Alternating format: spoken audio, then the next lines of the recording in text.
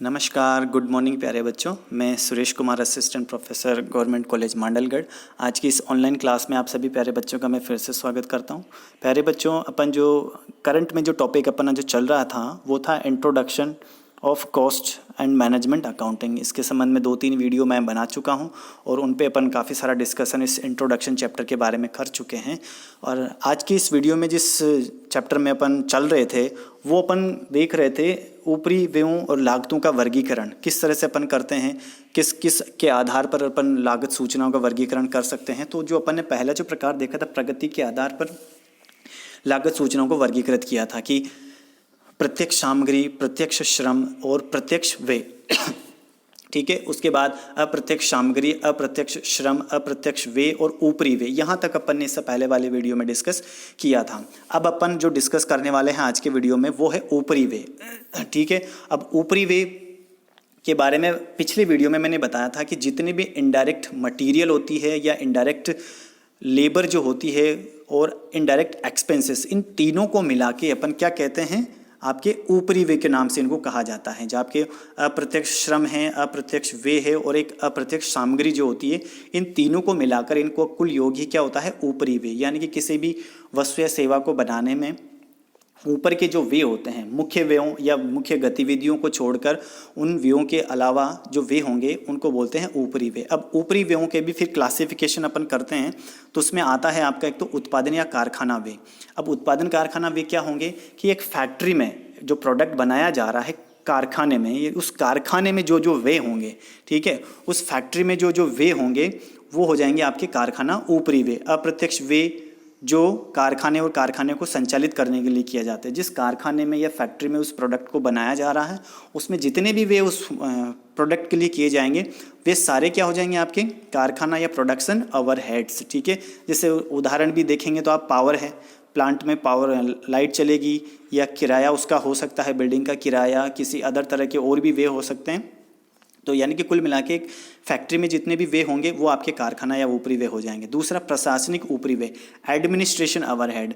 व्यवसाय के प्रबंधन एवं प्रशासन से संबंधित जितने भी अप्रत्यक्ष वे होंगे, ये सारे जो वे होंगे वो क्या होंगे, अप्रत्यक्ष। यानी कि जो प्रोडक्ट है उसकी गतिविधियाँ, जो मुख्य जो गतिविधियाँ हैं ये वे उनसे संबंधित नहीं होते हैं, ये अदर गतिविधियों से संबंधित होते हैं। जैसे प्रशासन ऊपरी होंगे, जैसे कार्यालय के किराया है, विद्युत है, टेलीफोन है, ये सारे वे क्या होंगे, आपके प्रशासनिक ऊपरी वे। यानी कि व्यवसाय का प्रशासन करने के लिए जो वे होंगे वो होंगे आपके ऊपरी वे।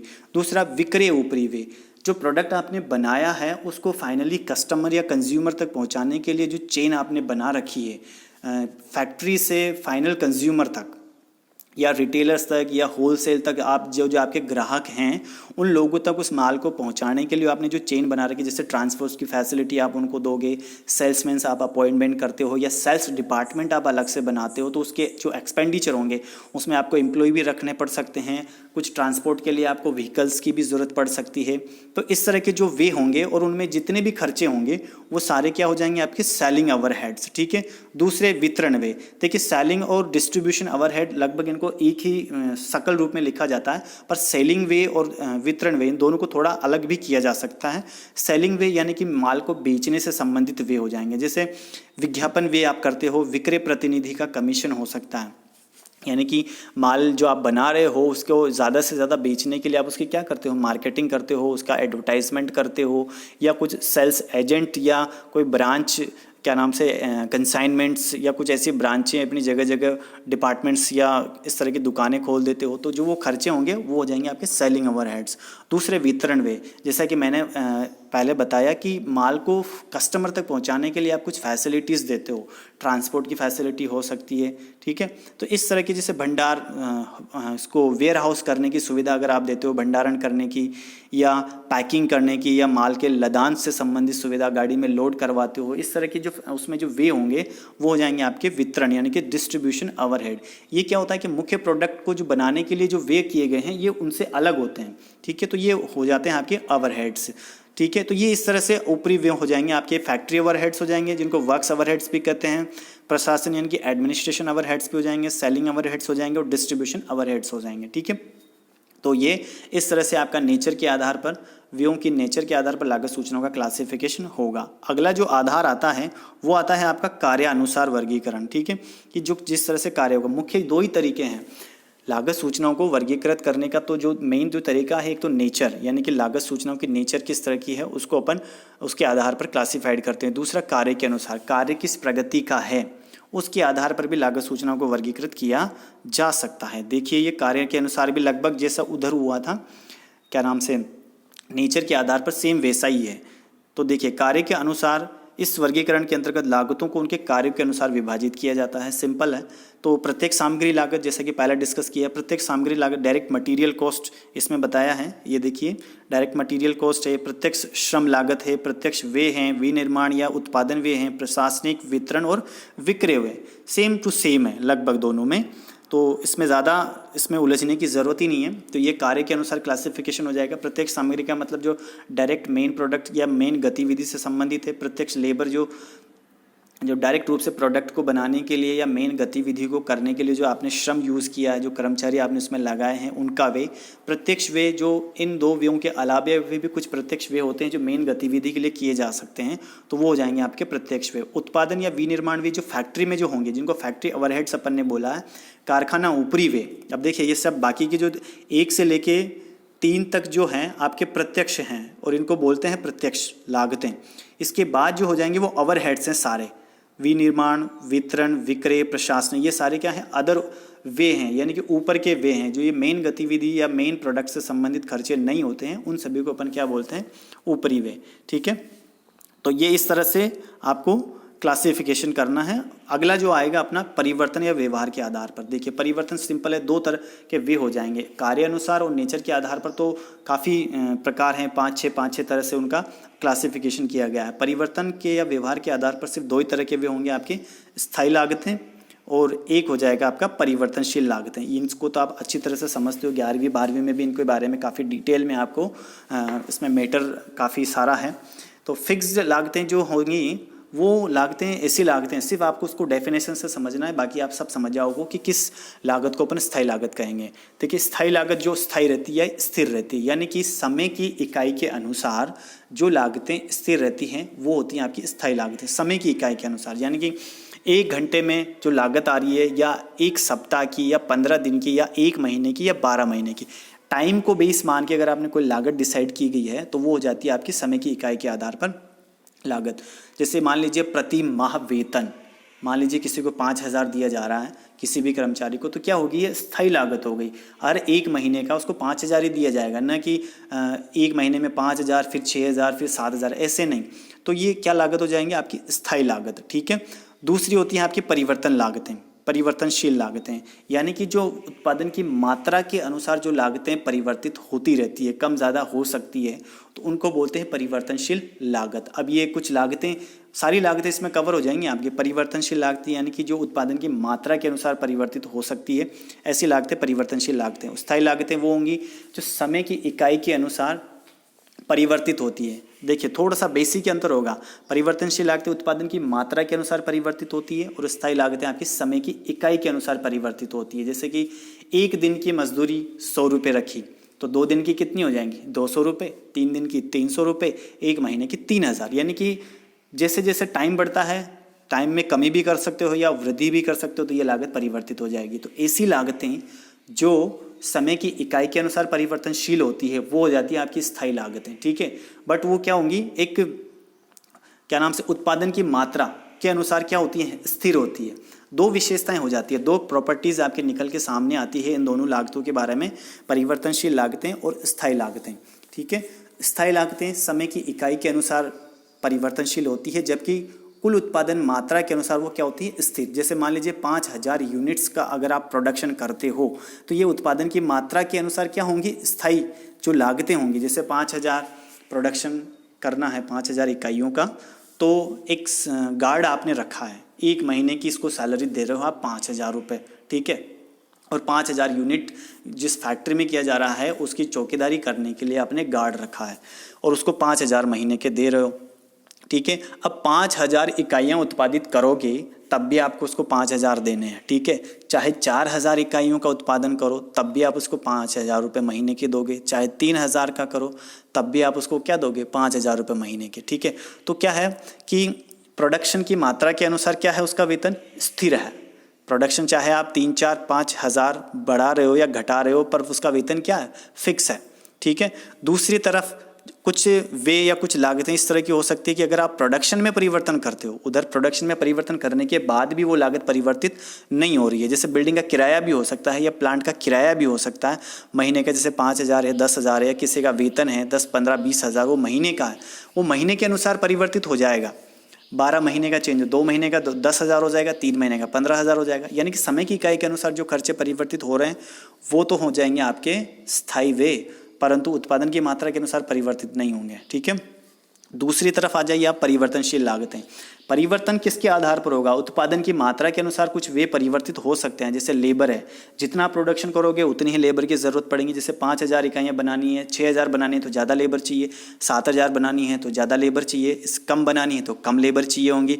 अब 5,000 की जगह 6,000 इकाइयाँ भी बनाओगे तो रॉ मटेरियल भी ज़्यादा चाहिए। तो ये क्या हो जाएंगी, परिवर्तनशील लागतें हो जाएंगी, ठीक है। तो ऐसी लागतें जो उत्पादन की मात्रा के अनुसार परिवर्तनशील होती है तो परिवर्तनशील लागतें हैं, बट समय की इकाई के अनुसार क्या हो सकती है, स्थिर हो सकती है, ठीक है। ये समय के अनुसार ये लागतें परिवर्तनशील नहीं होती है। उत्पादन की मात्रा के अनुसार जो लागतें परिवर्तन होगी वो परिवर्तनशील लागत हो जाएंगी। उदाहरण के रूप में प्रत्यक्ष श्रम हो सकता है, या प्रत्यक्ष सामग्री हो सकती है, या प्रत्यक्ष व्यय हो सकते हैं। चलिए आगे बढ़ते हैं। कुछ देखिए, परिवर्तनशील और स्थिर लागतों के आधार पर अपन जो क्लासिफिकेशन किया है व्यवहार के आधार पर, परिवर्तन के आधार पर, उसका एक प्रकार और होता है अर्ध परिवर्तनीय लागतें। कुछ लागतें ऐसी होती हैं जैसे 5,000, 10,000 या 20,000 की कोई भी कॉस्ट है तो उसमें कुछ हिस्सा या 5 या 10,000 का कुछ हिस्सा ऐसा होता है जो परिवर्तनशील होता है। इसको भी अलग करने का तरीका अपन जब प्रैक्टिकल क्वेश्चंस या प्रैक्टिकल जो चैप्टर देखेंगे, न्यूमेरिकल पार्ट्स अपन जो देखेंगे उसमें देखेंगे। मुख्य तौर पर 2 ही तरह की लागतें होती है, परिवर्तनशील और स्थिर लागतें, स्थायी लागतें। अगर इनको ग्राफ में अगर आप प्लॉट करते हो तो आप देख सकते हो कि परिवर्तनशील लागतों का ग्राफ जो होता है वो बढ़ता हुआ होता है, ठीक है।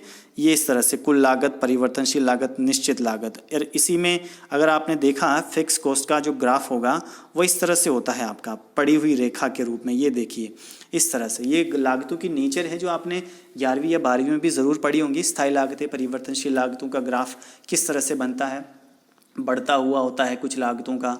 टोटल कॉस्ट का ग्राफ किस तरह से होता है, स्थायी लागत का ग्राफ एक हॉरिजेंटल लाइन के रूप में होता है। क्यों होता है, उसके बहुत से कारण होते हैं, ठीक है। तो ये सारी चीज़ें तो अपन कॉस्ट अकाउंटिंग में डिस्कस नहीं करने वाले हैं, सिर्फ अपने को कैलकुलेशन करनी होती है कि परिवर्तनशील लागतें कितनी हैं, कौन कौन सी परिवर्तनशील लागतें हैं। ये सारा जो मैटर है वही व्यावसायिक अर्थशास्त्र का जो पेपर है उसमें डिस्कस होंगी आपकी, ठीक है। तो चलिए आगे बढ़ते हैं अपन। ये हो गया अर्ध परिवर्तनशील लागतों को स्थायी या परिवर्तनशील लागतों में अलग अलग करने की विधियाँ। देखिए कुछ लागतें जो अपन डिस्कस कर रहे हैं, जैसे कुछ भाग उनमें परिवर्तनशील भी होता है और कुछ अपरिवर्तनशील भी होता है। यानी कि स्थिर और परिवर्तनशील नेचर की अगर कोई लागत है तो उसको बोलेंगे अर्ध परिवर्तनशील लागत, सेमी वेरिएबल कॉस्ट। इनको अलग अलग करने का भी तरीका है, और जब कॉस्ट शीट बनाएंगे तो इनको अलग अलग करके ही लिखा जाता है। जो अपन को कुल लागत ज्ञात करनी होती है तो फिक्स कॉस्ट और वेरिएबल कॉस्ट 2 तरह से अलग करके अपन उसको बनाएंगे। तो एक तो डायग्राम के आधार पर होता है, एक उच्च बिंदु या निम्न बिंदु के आधार पर होता है, एक विश्लेषण जो इसके जो प्रकार बता रखे हैं ये कुछ मेथड्स हैं। ये देखिए विश्लेषणात्मक अवधि या क्रियाशीलता के स्तर, तुलना आधार पर, न्यूनतम वर्ग रीति के आधार पर, ये कुछ प्रकार विधियाँ हैं जिनके आधार पर अपन इनको अलग कर सकते हैं सेमी वेरिएबल कॉस्ट को, ठीक है। कुछ टिपिकल नहीं है, बहुत ही सिंपल है। अपन जब मार्जिन कॉस्टिंग का या कुछ जो टॉपिक अपन पढ़ेंगे उसमें आसानी से अपन इसको अलग कर लेंगे। अभी थ्योरिकल मैटर है, ठीक है। तो देखिए ये कुछ तरीके बताए हैं किस तरह से इनको अलग अलग करना है, अर्ध परिवर्तनशील लागत और परिवर्तनशील लागतों को, ठीक है। तो परिवर्तनशील लागत कैसे निकालेंगे, ये कुछ आपको दिया है। जैसे इस उदाहरण से आप इसको आसानी से समझ सकते हो कि क्रियाशीलता के स्तर, ये सबसे अच्छा इंपॉर्टेंट मेथड है ये वाला। इसके आधार पर अपन इसको निकाल सकते हैं कि परिवर्तनशील लागत और स्थायी लागत कितनी है। तो ये देखिए उत्पादन की इकाइयाँ कुछ दी हुई है, जैसे जनवरी फरवरी में 100 इकाइयाँ हैं, 140 इकाइयाँ हैं, अंतर है 40 यूनिट का। अर्ध परिवर्तनशील व्यय यानी कि सेमी वेरिएबल कॉस्ट ये आपको दे रखी है 260 रुपये, 300 रुपये, तो अंतर कितना है 40 रुपये का। तो प्रति इकाई वेरिएबल कॉस्ट निकालनी है आपको, वेरिएबल कॉस्ट और स्थायी लागत। तो देखिए क्या फॉर्मूला है इसका, व्ययों की राशियों में परिवर्तन, उत्पादन की मात्रा में परिवर्तन। ये फॉर्मूला लगा के आप निकाल सकते हो आसानी से। तो यहाँ पर उत्पादन में परिवर्तन कितना हुआ है कि 100 से बढ़ाकर 140 इकाइयाँ की गई है। ये देखिए 100 से बढ़ाकर 140, यानी कि प्रोडक्शन में परिवर्तन कितना हुआ है 40 यूनिट का, ठीक है। और इधर व्यय की राशि में कितना परिवर्तन हुआ है, 260 से होकर 300 व्यय हो जाता है, यानी कि 40 रुपये बढ़ जाता है। तो ठीक है, 40 रुपये व्यय में परिवर्तन हुआ है और उत्पादन में 40 इकाई का परिवर्तन हुआ है, डिवाइड किया आपने तो 1 रुपये प्रति इकाई के हिसाब से वेरिएबल कॉस्ट आती है। बाकी जो भी व्यय होंगे वो आपके क्या हो जाएंगे, स्थायी व्यय। अब देखिए 260 में कितना तो स्थायी है और कितना परिवर्तनशील है, आप आसानी से निकाल सकते हो, क्योंकि परिवर्तनशील व्यय तो कितना है 1 प्रति इकाई, 1 रुपये प्रति इकाई। 100 इकाइयों के लिए कितना हो जाएगा 100 रुपये, ठीक है। बाकी की जो बचे हुए हैं 160 रुपये वो क्या हो जाएंगे आपके फिक्स स्थायी व्यय, ठीक है। इसी तरह से 300 यानी कि 140 इकाइयों के तो 140 रुपये तो हो जाएंगे आपके परिवर्तनशील व्यय, और बाकी के जो बचे हुए होंगे 300 में से 140 घटा दो आप, 300 माइनस 140, तो जो भी व्यय बचेंगे आपके 200 यानी कि 160 रुपये, 160 रुपये आपके क्या हो जाएंगे स्थायी व्यय। देखिए 160 स्थायी व्यय का मतलब जो परिवर्तित नहीं होगा, यानी कि जो फिक्स कॉस्ट आ रही है वो फिक्स रहेंगी, उत्पादन की मात्रा के अनुसार उसमें परिवर्तन नहीं होता है। तो पहली स्थिति में भी क्या है, पहली स्थिति में भी यहाँ पर 160 रुपये ही हैं, यहाँ पर भी 160 हैं और दूसरी स्थिति में भी 160 हैं। ये आपका अलग करने का तरीका होगा इसको, ठीक है। ये अपने इसके प्रकार हैं। न्यूनतम वर्ग रीति भी है, ये स्टैटिकल मेथड्स हैं, ज़्यादा कोई इसको देखने की ज़रूरत नहीं है। इस बेस पे, इसके बेस पे क्वेश्चन भी बहुत कम है। तो नियंत्रण के आधार पर किस तरह की लागतें होंगी, नियंत्रण लागतें और अनियंत्रित लागतें।